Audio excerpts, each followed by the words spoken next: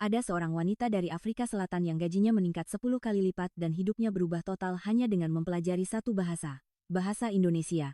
Ini adalah kisah Zola, seorang wanita dari sebuah desa di pinggiran Cape Town, yang belajar bahasa Indonesia secara otodidak selama 3 tahun di tengah tentangan keras dari keluarganya, dan akhirnya berhasil mewujudkan mimpinya.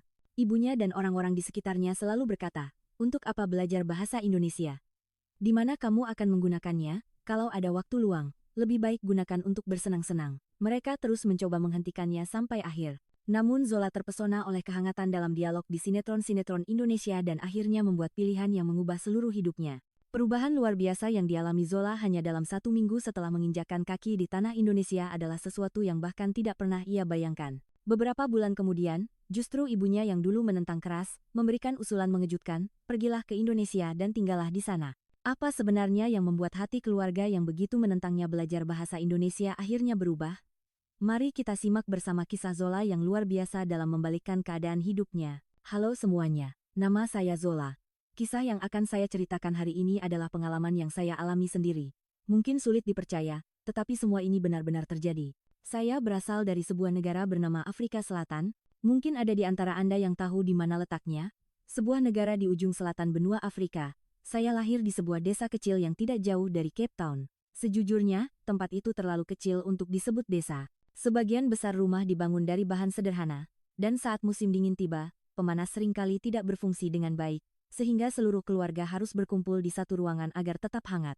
Keluarga saya terdiri dari 4 orang, ayah, ibu, saya, dan adik laki-laki saya yang 3 tahun lebih muda, Demba. Ayah saya bekerja di lokasi konstruksi, tetapi pekerjaan sangat jarang, kadang ada, kadang tidak. Ibu saya membantu sebagai kasir di sebuah toko kecil di lingkungan kami, tetapi itu juga bukan pekerjaan harian. Namun, ketika saya berusia 16 tahun, ayah saya tiba-tiba jatuh sakit.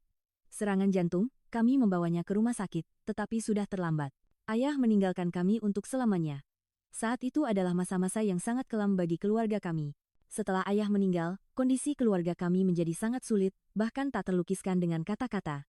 Ibu saya sendirian tidak sanggup menafkahi kami. Sejak saat itu, saya harus menjadi dewasa dengan sangat cepat. Saya harus mulai bekerja segera setelah lulus SMA. Pekerjaan pertama yang saya dapatkan adalah sebagai pencuci piring di restoran terbesar di kota kami. Meskipun tempat itu terlalu sederhana untuk disebut restoran, di desa kami itu sudah termasuk yang terbaik.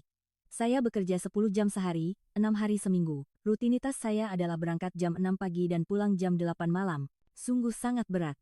Saat musim dingin, jari-jari saya sering mati rasa karena terus-menerus merendam tangan di air dingin saat mencuci piring. Saya pernah mengalami luka bakar di lengan karena terciprat minyak panas, dan punggung saya cedera karena mengangkat panci berat. Meski begitu, saya tidak bisa beristirahat. Jika saya libur 1 hari saja, upah harian saya akan hilang. Tahukah Anda berapa gaji saya sebulan? Hanya $100. Dalam mata uang negara saya, jumlah itu sangat kecil. Setelah membayar sewa rumah, hampir tidak ada yang tersisa. Terkadang, kami harus melewatkan makan malam. Namun, ada satu hal yang membuat saya bisa bertahan, sinetron Indonesia. Anda mungkin penasaran bagaimana saya bisa menonton sinetron Indonesia. Di dekat rumah saya, hanya ada satu warung internet, dan di sanalah saya sesekali bisa menonton drama dari luar negeri. Awalnya saya hanya menonton untuk mengisi waktu luang, tetapi sinetron Indonesia benar-benar berbeda. Cara orang-orang berinteraksi satu sama lain sangat berbeda. Mereka sangat menghormati orang yang lebih tua, dan yang terpenting, mereka tidak meninggalkan satu sama lain bahkan dalam situasi sulit sekalipun. Sambil menonton sinetron-sinetron itu, saya benar-benar jatuh cinta pada bahasa Indonesia. Nadanya terdengar begitu indah. Intonasinya lembut dan terasa hangat. Jadi, saya mulai belajar bahasa Indonesia sendiri. Semua orang di sekitar saya melarang. Belajarlah bahasa lokal yang lebih berguna. Untuk apa bahasa Indonesia, kata mereka. Bahkan ibu saya pada awalnya menentang. Kalau ada waktu seperti itu, lebih baik cari pekerjaan tambahan atau pelajari keterampilan lain, katanya. Tetapi saya tidak bisa menyerah. Ada sesuatu dalam diri saya yang terus mendorong saya untuk belajar bahasa Indonesia. Jadi, setiap pulang kerja, meskipun lelah, saya pasti meluangkan waktu 1 jam untuk belajar. Saya mencari kursus bahasa Indonesia gratis di internet, mendengarkannya, dan berlatih pengucapan dengan menirukan dialog dari sinetron. Saya masih ingat perasaan aneh saat pertama kali mempelajari struktur kalimatnya. Rasanya begitu ajaib bagaimana kata-kata bisa dirangkai dengan begitu sederhana namun penuh makna. Suatu hari, saya menemukan sebuah kafe pertukaran bahasa online. Itu adalah tempat di mana orang Indonesia dan orang asing saling mengajar bahasa mereka. Awalnya saya benar-benar tidak berani. Saya tidak percaya diri bisa berbicara dengan orang Indonesia asli dengan kemampuan saya yang terbatas. Namun, suatu hari, dengan keberanian besar, saya menulis sebuah postingan di kafe itu. Halo, saya Zola dari Afrika Selatan. Saya sedang belajar bahasa Indonesia dan ingin melakukan pertukaran bahasa dengan orang Indonesia. Saya ragu-ragu sangat lama sebelum memposting tulisan itu. Ajaibnya, beberapa hari kemudian, ada balasan. Balasan itu datang dari seorang pria Indonesia bernama Budi. Usianya 5 tahun lebih tua dari saya dan bekerja di sebuah perusahaan dagang di Jakarta. Dari pesan pertamanya, dia tampak sangat sopan dan baik hati. Halo, Zola. Sungguh luar biasa Anda belajar bahasa Indonesia di Afrika Selatan. Saya juga tertarik dengan budaya Afrika dan itulah mengapa saya menghubungi Anda. Jika Anda punya waktu, maukah kita melakukan pertukaran bahasa melalui panggilan video? Anda tidak akan tahu betapa berdebarnya jantung saya saat itu. Memikirkan bisa berbicara dengan orang Indonesia asli membuat saya tidak bisa tidur di malam hari. Saya segera membalasnya.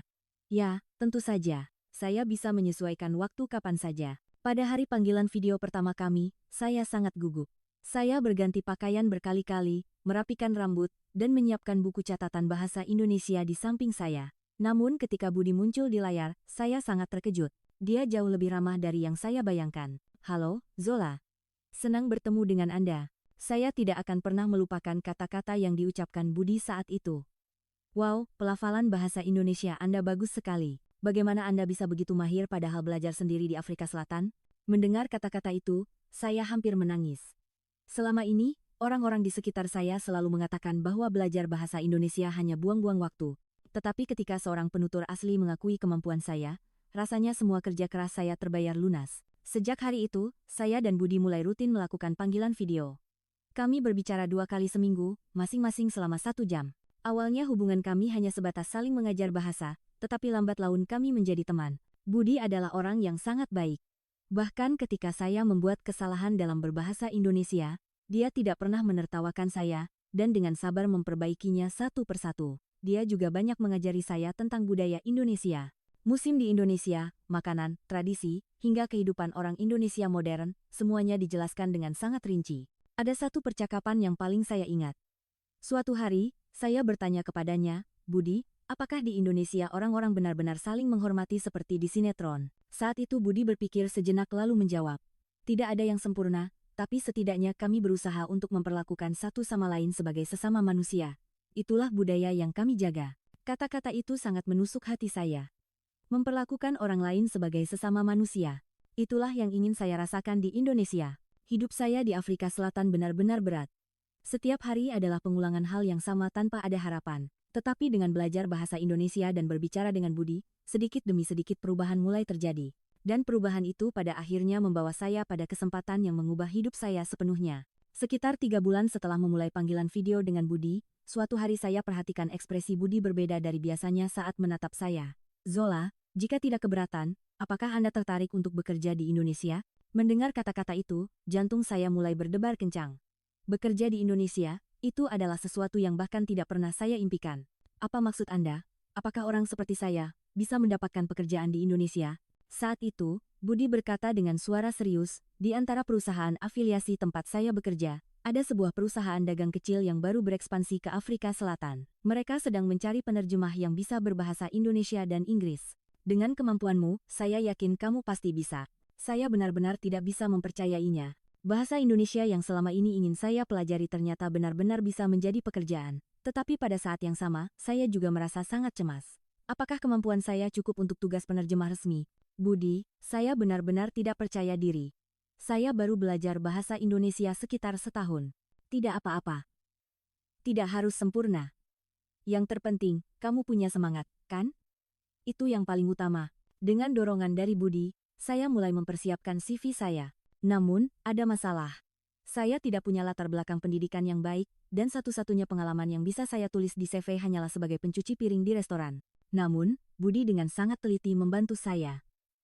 Melalui panggilan video, dia mengajari saya segalanya, mulai dari cara menulis CV, hingga pertanyaan yang mungkin muncul saat wawancara. Dia bahkan mengajari saya cara berjabat tangan ala Indonesia. Di perusahaan Indonesia, saat memberi salam, Biasanya kita berjabat tangan sambil sedikit menundukkan kepala dan berkata, "Selamat pagi, siang." Dan saat menerima kartu nama, pastikan Anda menerimanya dengan kedua tangan. Menjelang wawancara, saya sangat gugup. Seumur hidup saya belum pernah mengikuti wawancara yang layak. Saat bekerja di restoran, wawancara saya hanyalah pertanyaan, "Bisakah kamu bekerja?" Wawancara diadakan di kantor cabang perusahaan dagang Indonesia di Cape Town. Kantornya kecil, tetapi saat saya masuk, rasanya sangat aneh. Di dinding terpajang poster bertuliskan bahasa Indonesia, dan musik Indonesia mengalun pelan. Pewawancaranya adalah seorang pria bernama Bapak Suryo, dan dia lebih ramah dari yang saya duga. Awalnya kami berbincang santai dalam bahasa Indonesia. "Selamat siang, Zola. Bagaimana Anda belajar bahasa Indonesia?" "Selamat siang, Pak. Saya menonton sinetron Indonesia dan menjadi tertarik, lalu belajar sendiri." "Oh, pelafalan Anda bagus sekali. Ngomong-ngomong, mengapa Anda memilih bahasa Indonesia?" Saat itu saya menjawab dengan jujur, "Karena ketika mendengar bahasa Indonesia, hati saya terasa hangat. Dan saya pikir cara orang Indonesia menghargai satu sama lain itu sangat indah." Bapak Suryo tersenyum lebar. "Setelah itu, ada tes terjemahan sederhana. Menerjemahkan dari bahasa Indonesia ke bahasa Inggris, dan sebaliknya." Awalnya saya gugup.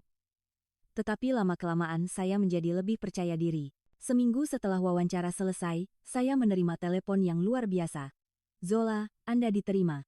Kapan Anda bisa mulai bekerja?" Saat itu, air mata saya benar-benar mengalir. Saya akhirnya bisa mencari nafkah dengan bahasa Indonesia. Hari pertama kerja adalah hari yang tidak akan pernah saya lupakan. Saya mengenakan setelan baru yang saya beli, mengikat rambut dengan rapi, dan tiba di kantor 1 jam lebih awal. Rasanya seperti menjadi seorang profesional sejati untuk pertama kalinya dalam hidup saya. Ketika saya melihat angka di slip gaji pertama saya sangat terkejut. Tertulis $2.000. 10 kali lipat dari gaji yang saya terima di restoran. Awalnya saya pikir itu salah. "Pak Suryo, sepertinya gaji saya salah ditransfer." "Tidak, itu benar. Gaji Anda adalah $2.000. Mendengar kata-kata itu, hati saya benar-benar penuh syukur. Memikirkan bahwa saya tidak perlu lagi merendam tangan di air dingin untuk mencuci piring membuat saya sangat bahagia.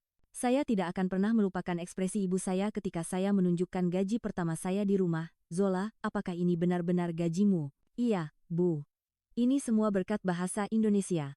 Malam itu, ibu saya memeluk saya erat dan berkata, "Maafkan ibu karena pernah melarangmu belajar bahasa Indonesia. Ibu yang salah."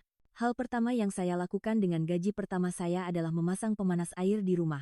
Selama ini, di musim dingin, kami harus mandi dengan air dingin, tetapi akhirnya keluarga kami bisa menggunakan air hangat. Adik saya, Demba, sangat gembira setelah mandi air hangat untuk pertama kalinya. "Kak, terima kasih banyak.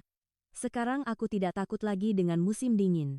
Dengan gaji bulan kedua, saya membayar uang kuliah adik saya. Demba ingin mengambil jurusan teknik komputer, tetapi selama ini harus menyerah karena tidak punya uang. "Kak, apa tidak apa-apa, nanti kakak jadi susah karena aku." "Demba, kita ini keluarga, kan? Kalau keluarga, sudah seharusnya saling membantu." Sambil mengatakan itu, saya berpikir bahwa saya sedang meniru potret keluarga yang saya lihat di sinetron Indonesia. Sekitar setengah tahun setelah saya mulai bekerja, terjadi sesuatu yang mengejutkan. Budi akan datang ke Afrika Selatan untuk perjalanan bisnis. Bisa bertemu langsung dengan orang yang selama ini hanya saya temui secara online membuat saya sangat bersemangat. Bagaimana saya harus menggambarkan perasaan saat pertama kali bertemu Budi? Dia terlihat jauh lebih hangat dan ramah daripada saat di panggilan video. Postur tubuhnya tidak terlalu tinggi, tetapi senyumnya sangat menawan. "Zola, akhirnya kita bisa bertemu langsung ya. Budi, aku senang sekali bisa bertemu denganmu. Terima kasih banyak untuk semuanya." Hari itu, saya dan Budi berkeliling kota Cape Town. Kami berbicara banyak hal sambil minum kopi di sebuah kafe kecil. Budi sangat ingin tahu tentang budaya Afrika Selatan. "Zola, seperti apa karakter orang Afrika Selatan?" Mereka ramah tapi juga bersemangat. Dan mereka sangat menghargai keluarga. "Mirip dengan Indonesia ya." Keesokan harinya, saya ingin menunjukkan tempat-tempat indah di Afrika Selatan kepada Budi. Tempat pertama yang kami kunjungi adalah kebun raya Kirstenbosch. Meskipun saat itu musim gugur, pepohonan di sana sangat indah. "Wah, tempat ini indah sekali. Ternyata ada tempat seperti ini di Afrika Selatan ya?" Budi berkata dengan takjub sambil menggenggam tangan saya dengan lembut. Saat itu, jantung saya berdebar kencang. "Budi, waktu kecil kami sering bermain di sini. Aku dan adikku sering main layang-layang, dan saat musim dingin kami membuat manusia salju. Mendengar cerita masa kecilmu membuatku merasa lebih dekat denganmu." Sambil berjalan-jalan di taman, Budi bertanya tentang tarian tradisional Afrika Selatan. Lalu saya menunjukkan sedikit gerakan tarian Zulu yang diajarkan oleh ibu saya. Gerakannya seperti ini, mengangkat tangan sambil berputar. Anggun sekali ya, aku juga ingin belajar. Melihat Budi meniru gerakan dengan canggung membuat saya merasa dia sangat lucu. Pada hari kedua, kami pergi ke tempat yang menjadi kebanggaan Afrika Selatan, yaitu kawasan anggur Stellenbosch. Perkebunan anggur yang luas itu benar-benar mengagumkan. Budi, ini luar biasa ya. Kapan tempat ini dibuat? Sudah ada sejak abad ke-17.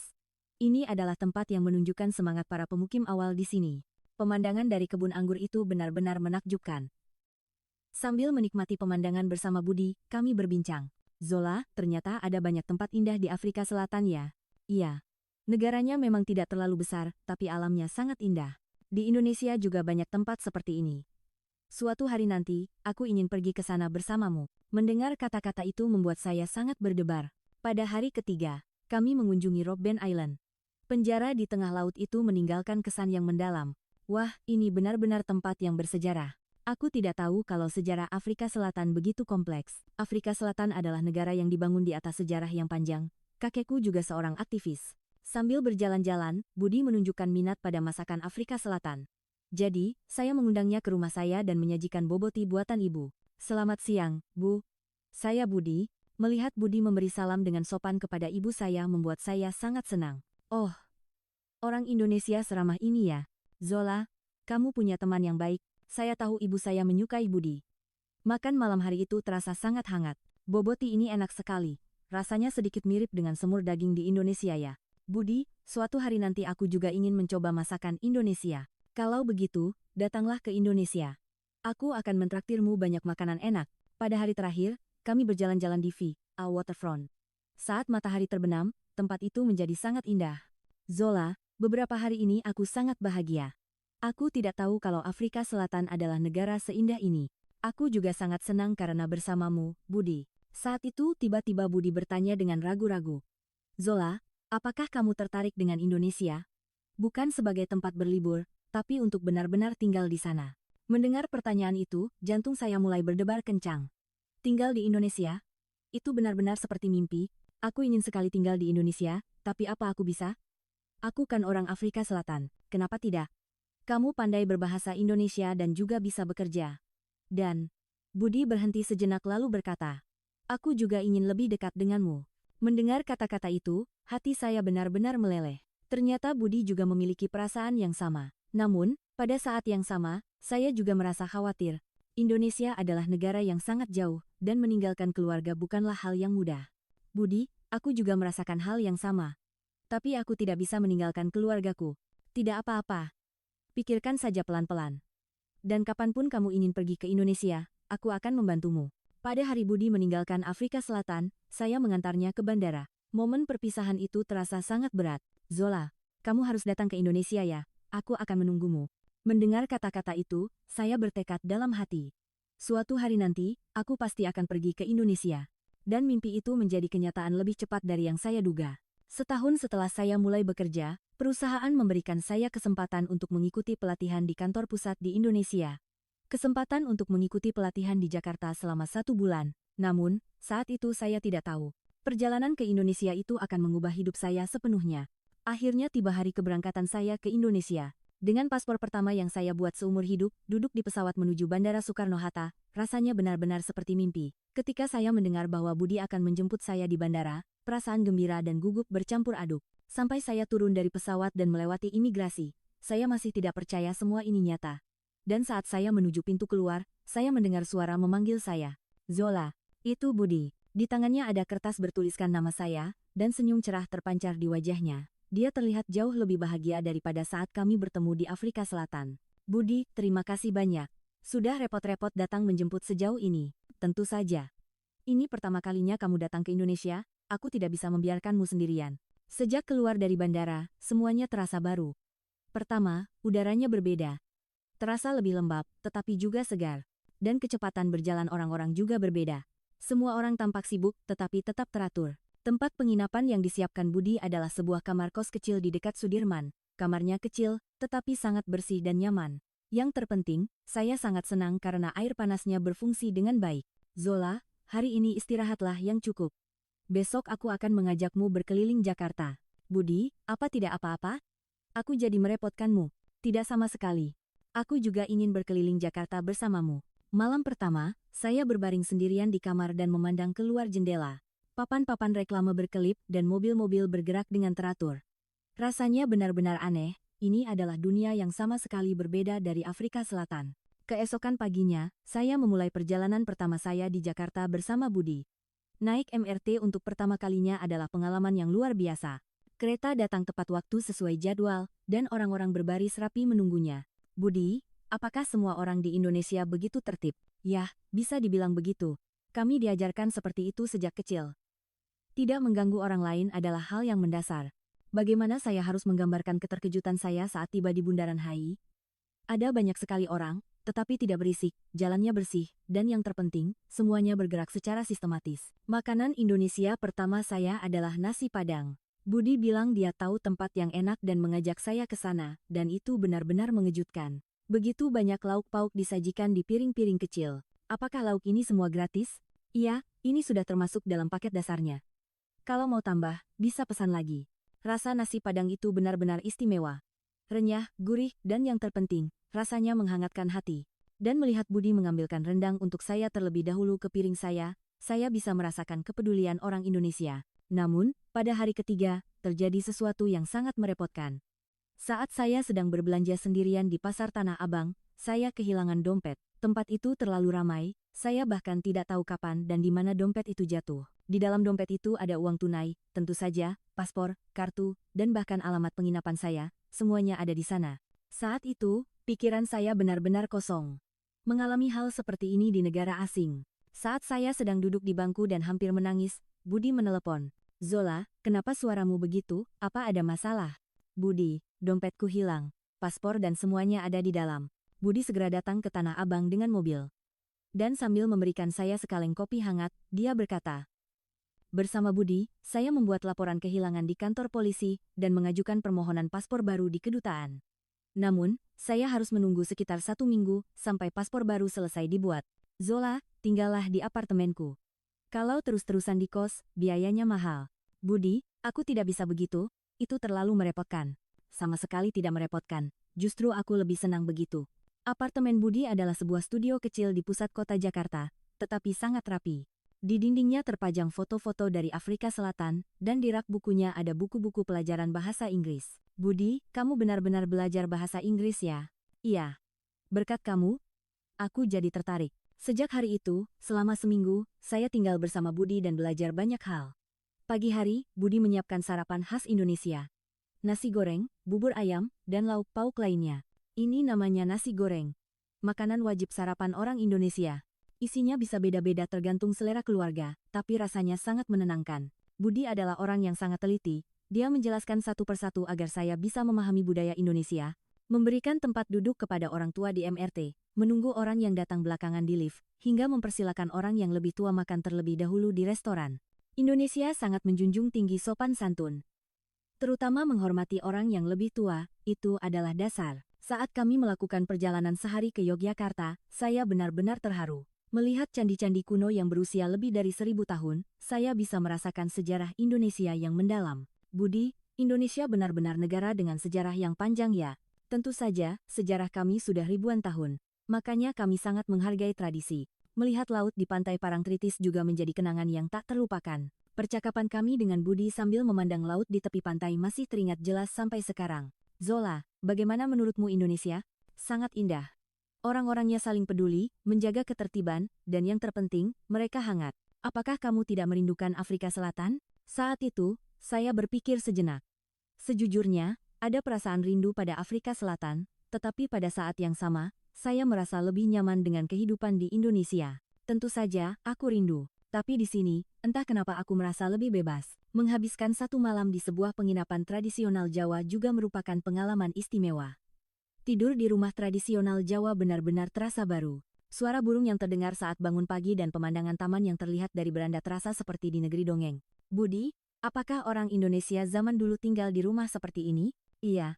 Ini adalah cara hidup nenek moyang kami. Ada kearifan untuk hidup selaras dengan alam di dalamnya. Seminggu berlalu, dan saat saya menerima paspor baru, saya merasa sangat sedih.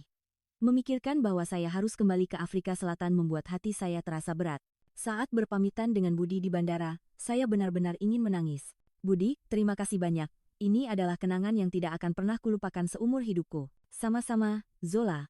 Aku juga sangat bahagia berkatmu. Saat itu, Budi berkata dengan ragu-ragu. Zola, apakah kamu tidak ingin datang ke Indonesia lagi?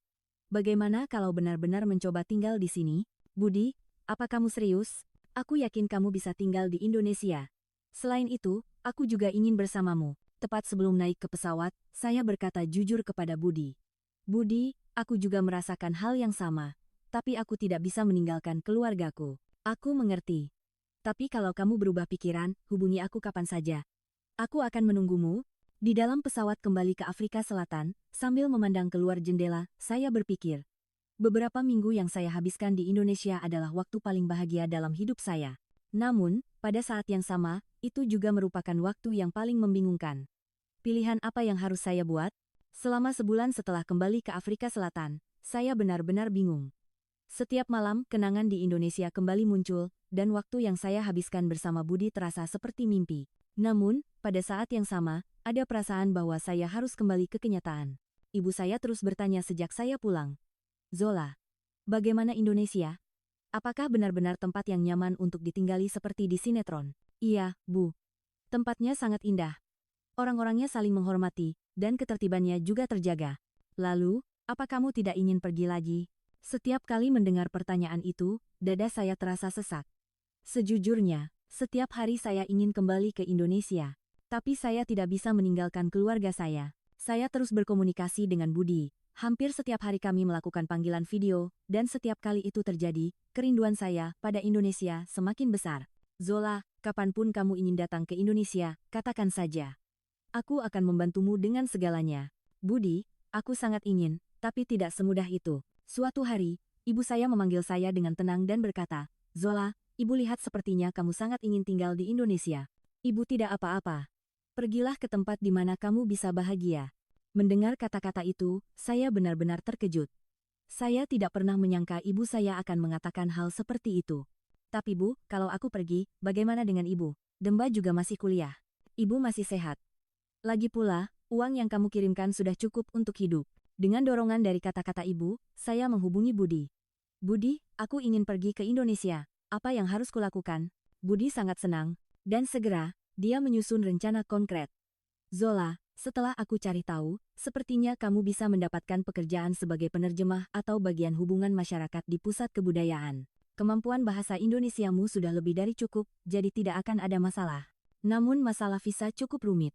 Dengan visa turis, saya tidak bisa bekerja, dan untuk mendapatkan visa kerja, diperlukan berbagai prosedur. Budi membantu saya menyiapkan semua dokumen, tetapi prosesnya memakan waktu beberapa bulan. Selama periode itu, saya banyak merenung. Apakah saya bisa beradaptasi dengan baik di Indonesia? Bagaimana hubungan saya dengan Budi nanti? Apakah saya benar-benar bisa hidup terpisah dari keluarga? Ketika akhirnya visa disetujui, saya sangat bahagia. Namun, pada saat yang sama, saya juga merasa cemas. Kali ini bukan untuk berlibur, tetapi untuk benar-benar tinggal. Ketika saya tiba di Bandara Soekarno-Hatta, Budi lagi-lagi datang menjemput saya. Kali ini, dia membawa seikat bunga. Zola, selamat datang di Indonesia. Kali ini, kamu benar-benar akan tinggal di sini ya. Budi, terima kasih banyak. Ini semua berkatmu. Saya pindah ke sebuah kamar studio yang sudah disewakan Budi sebelumnya. Kamarnya kecil, tetapi bersih, dan yang terpenting, itu adalah rumah pertama yang disewa atas nama saya. Melihat nama saya tertulis di surat perjanjian sewa, rasanya benar-benar nyata. Hari pertama saya bekerja di pusat kebudayaan terasa sangat menegangkan. Pekerjaan saya adalah membantu orang asing yang datang ke Indonesia seperti saya, tetapi rasanya justru saya yang lebih banyak belajar. Halo, saya Zola. Saya dari Afrika Selatan. Mulai sekarang saya akan membantu Anda semua. Rekan-rekan kerja saya yang orang Indonesia sangat ramah. Awalnya saya khawatir bahasa Indonesia saya kurang lancar, tetapi mereka justru memberikan semangat. Zola, bahasa Indonesiamu bagus sekali, pelafalannya juga jelas. Terima kasih. Masih banyak kekurangan. Tidak sama sekali. Justru kami yang banyak belajar darimu. Gaji pertama saya adalah $2.700. Sedikit lebih banyak dari yang saya terima di Afrika Selatan, tetapi yang terpenting, saya senang karena itu adalah uang yang saya dapatkan dari pekerjaan yang saya sukai. Hubungan saya dengan Budi juga semakin dalam. Akhir pekan kami selalu habiskan bersama, dan kami semakin mengenal satu sama lain. Suatu hari, Budi tiba-tiba berkata, "Zola, maukah kamu menikah denganku?" Saya benar-benar terkejut. "Budi, kenapa tiba-tiba begini?" "Aku serius. Aku ingin menghabiskan sisa hidupku bersamamu." Mendengar kata-kata itu, hati saya berdebar, tetapi pada saat yang sama saya juga merasa khawatir. Saya tahu bahwa pernikahan antar negara tidaklah mudah. "Budi, aku juga merasakan hal yang sama. Tapi bagaimana dengan orang tuamu? Kalau kita bahagia, orang tuaku pasti akan mengerti." Saya pertama kali bertemu dengan orang tua Budi sebulan setelah itu. Saya sangat gugup, tetapi mereka menyambut saya dengan lebih hangat dari yang saya bayangkan. "Bapak, Ibu, perkenalkan saya Zola." "Oh, bahasa Indonesiamu lancar sekali ya. Budi sering sekali bercerita tentangmu." Calon ibu mertua saya menggenggam tangan saya erat dan berkata, "Zola, tolong jaga Budi kami ya." Mendengar kata-kata itu, saya benar-benar terharu. Itu berarti mereka telah menerima saya sebagai bagian dari keluarga. Dalam persiapan pernikahan, hal yang paling saya khawatirkan adalah ibu saya. Apakah ibu yang sendirian di Afrika Selatan bisa menghadiri pernikahan saya? "Bu, ibu harus datang ke pernikahanku ya." "Zola, perjalanan sejauh itu, apa tidak apa-apa?" "Tidak apa-apa." Budi bilang dia akan menyiapkan semuanya. Budi dengan sangat teliti mempersiapkan kunjungan ibu saya ke Indonesia. Mulai dari visa, tiket pesawat, hingga penginapan, semuanya dia urus. Pada hari ibu saya tiba di Indonesia, saat kami bertemu di bandara, air mata saya benar-benar mengalir. "Bu, ibu benar-benar datang ya?" "Tentu saja, ini kan pernikahan putriku. Mana mungkin ibu tidak datang?" Ibu saya sangat takjub melihat pemandangan Indonesia. "Zola, tempat ini benar-benar bersih dan teratur ya. Ibu sekarang mengerti kenapa kamu ingin tinggal di sini." Budi memberikan sambutan yang sangat istimewa untuk ibu sejak hari pertama kedatangannya. Dia memesan hotel yang bagus di Jakarta dan sudah mencari tahu tempat-tempat yang mungkin disukai ibu. "Bu, besok kita akan jalan-jalan keliling Jakarta ya. Ke tempat yang sering Zola ceritakan." Keesokan paginya, kami pergi ke kota tua. Ibu saya sangat kagum melihat bangunan-bangunan tua di sana. "Zola, ada bangunan seindah ini di tengah-tengah Jakarta, sungguh menakjubkan ya." Budi menjadi pemandu wisata pribadi, menjelaskan sejarah dan budaya Indonesia dengan rinci. Ibu saya sangat senang saat mencoba memakai kebaya. "Wah, kalau pakai baju ini, aku jadi seperti orang Indonesia." Melihat pemandangan itu, saya juga merasa sangat terharu. Saya bisa merasakan betapa Budi sangat peduli pada ibu saya. Setelah selesai berkeliling, kami makan siang masakan tradisional Indonesia. Ibu saya terkejut melihat banyaknya jenis lauk pauk. "Budi, apa boleh makan semua lauk sebanyak ini?" "Tentu saja, Bu. Di Indonesia ini hal yang biasa. Silakan dinikmati semuanya." Setelah itu, kami naik ke Monas dan melihat pemandangan seluruh Jakarta. Ibu saya berkata, "Zola, Jakarta sebesar ini ya. Mungkin lebih besar dari seluruh desa kita." Budi telah menyiapkan acara khusus untuk ibu di Monas. Dia mengambil foto dengan latar belakang pemandangan kota Jakarta dan membelikan oleh-oleh yang mungkin disukai ibu. "Bu, ini teh tradisional Indonesia. Bawalah pulang ke Afrika Selatan untuk diminum." "Budi, terima kasih banyak ya. Terima kasih sudah begitu menyayangi Zola kami." Malam sebelum pernikahan, kami makan malam bersama keluarga Budi. Ibu saya sangat puas saat mencicipi masakan tradisional Indonesia. "Masakan sate ini enak sekali ya. Sangat berbeda dengan masakan Afrika Selatan, tapi benar-benar lezat." Malam itu, ibu saya berkata kepada saya, "Zola, Budi itu orang yang sangat baik.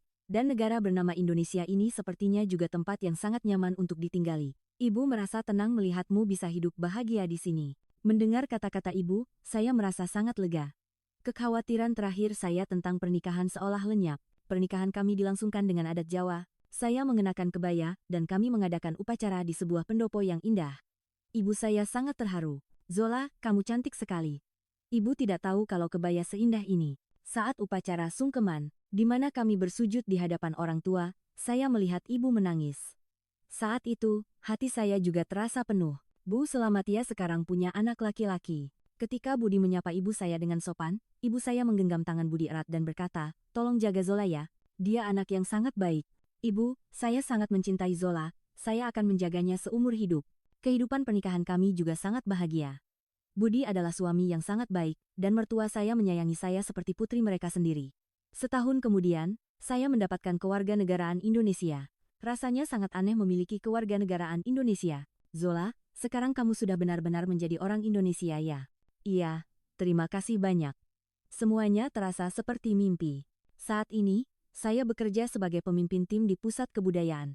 Membantu orang asing yang datang ke Indonesia seperti saya adalah pekerjaan yang sangat memuaskan. Ibu Zola, saya juga ingin bisa berbahasa Indonesia selancar Ibu. Tidak apa-apa. Pelan-pelan saja. Saya juga awalnya kesulitan. Ibu saya sekarang datang ke Indonesia 2 kali setahun.